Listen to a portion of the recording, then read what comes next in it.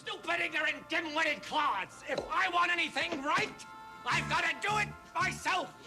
To the sky! Sid and Marty Krofft are a pair of Canadian siblings for who decades have entertained people all around the world with their puppetry and characters, starting all in the 1940s. However, the Kroffts wouldn't get their start on television until 1969, where they were called on by the animation studio, Hanna-Barbera, to build the costumes for their upcoming Saturday morning series, The Banana Splits Adventure Hour.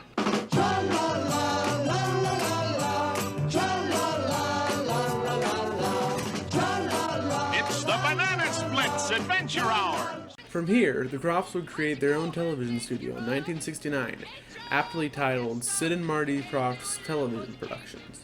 Their first production, H.R. Pufnstuf, created for NBC's 1969 Saturday morning lineup, would propel the brothers' popularity. H.R. Pufnstuf, who's your friend when things get rough? H.R. Pufnstuf, can't do a little 'cause you can't do enough. Flash forward 2 years later to 1971, and the Kroffts would reuse a very similar format to that of H.R. Pufnstuf for their Saturday morning production for that season, only this time with hats. Welcome to Lidsville. How's that for a topper? I'm Jayo, and welcome to the first episode of Media Oddities, where we'll be discussing topics in television which we consider interesting, obscure, or forgotten. So let's flip our lids and get into the video. After two successful Saturday morning productions with 1960's H.R. Pufnstuf and the 1970's The Boogaloos, the Kroffts looked to create their third Saturday morning venture. The story goes that Sid had a large collection of hats, and that he asked himself, what if the hats were alive? What kind of personalities would they possess? This single thought would be the basis for the next show, Lidsville. The plot of the show would be similar to H.R. Pufnstuf with a few minor changes. In the show, a boy named Mark watches a magic show at an amusement park and sneaks backstage afterwards to find out how it's done. To his shock, the hat the magician used begins to grow. Mark takes a closer look but loses his balance and falls into the hat. Mark is then transported into Lidsville, an entire civilization inhabited by hat people. To the dismay of the citizens of Lidsville, though, a magician named Hoodoo and his minions terrorizes the town, blasting everyone with magic beams, while also looking to kidnap the magical genie of Lidsville named Weenie, who managed to escape his clutches. Now, Mark must find a way to return home, all while fending off the evil Hoodoo from the citizens. And as ridiculous and convoluted as it is to describe the plot, luckily, most of it is summed up in the first episode intro for the show. The show's intro would be filmed at Six Flags over Georgia within Krofft's own puppet theater, with the show itself being shot in California. The role of Mark for the show would be played by a then 18-year-old Butch Patrick, who is best known for playing Eddie Munster in the 1964 sitcom The Munsters. Butch would decline the role multiple times before accepting, only taking the role because he was assured by a paycheck for a couple of months of production. Hoodoo would be played by Charles Nielsen Riley, who, despite having to endure arduous and often uncomfortable hours under the costume for his character, he has gone on to state that he loved the character. Weenie the Genie would be played by Billy Hayes, who previously played Witchy Poo, the main antagonist of H.R. Pufnstuf. The hat characters would mostly be played by little people, just like with lots of other Krofft shows. The Hermione midget trope would be bought in to fill the roles for this production. Despite the fun and wacky nature of the show, the production of the show would prove to pose a ton of problems for the cast and crew, one of which being Charles Riley's makeup. As mentioned before, according to Charlie, the outfit is all wool on wool on wool. 3 layers of wool in the heat and you can't breathe through the green face, because it covers all your pores. And it gets hotter as the day gets longer, so it's like a wax mask. It was the head was so hot, and the hair, it's like a torture device. It's kind of one green blur with itchy hair memory.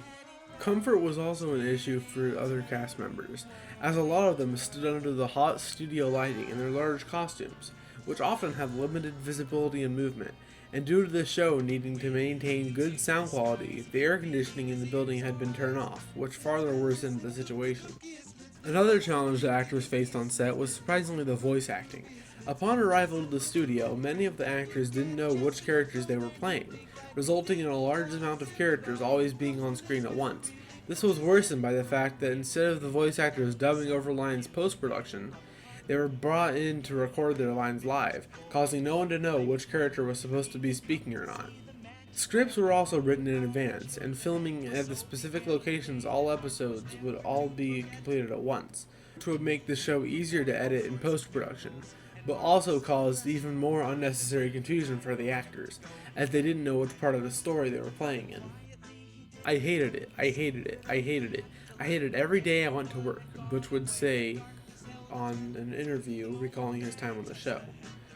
Despite the overwhelming production for the cast and crew, the show would remain on schedule and managed to film all 17 episodes over the course of 11 weeks. Lidsville aired on ABC's Saturday morning lineup from September 1971 to January of 1972. The reception of the show would be mostly positive, though it would garner viewership from audiences outside of its younger demographic. This was most likely due to the weird and bizarre nature of the shows, something that would become a trademark of Sid and Marty Krofft's shows. Again, just like with HR Pufnstuf, for some, it was seen as a big analogy for drugs due to its bizarre nature and premise. This was also partially due to the show's title, as the word lid was commonly used as slang for marijuana throughout the 70s. Despite this though, the show would have merchandise made for it, including lunchboxes, Halloween costumes, and a 5-issue comic book published by Golden Key Comics. Even after the show's standard short one season on Saturday morning, it continued to air reruns on ABC for the 1972 season and the 1973 season for NBC.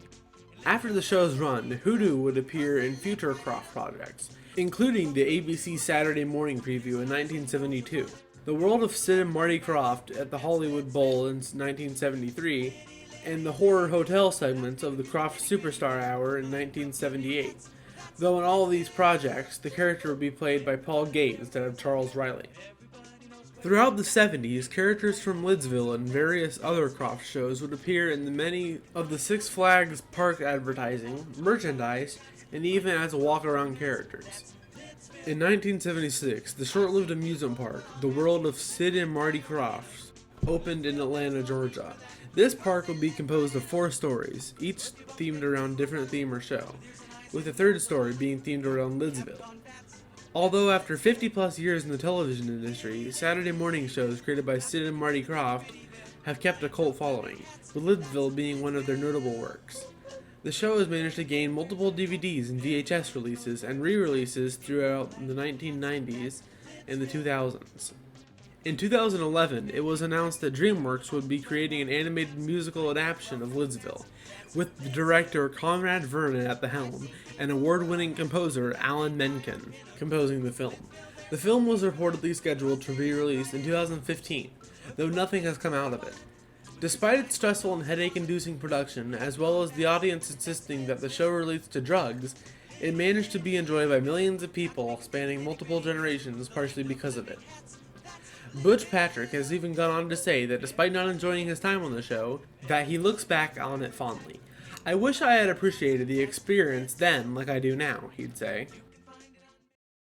Thanks for watching the first episode of Airwave Oddities. Be sure to like, comment, and subscribe, and click the bell icon for notifications on new videos. My name is Jo, and I hope to see you next time. Goodbye.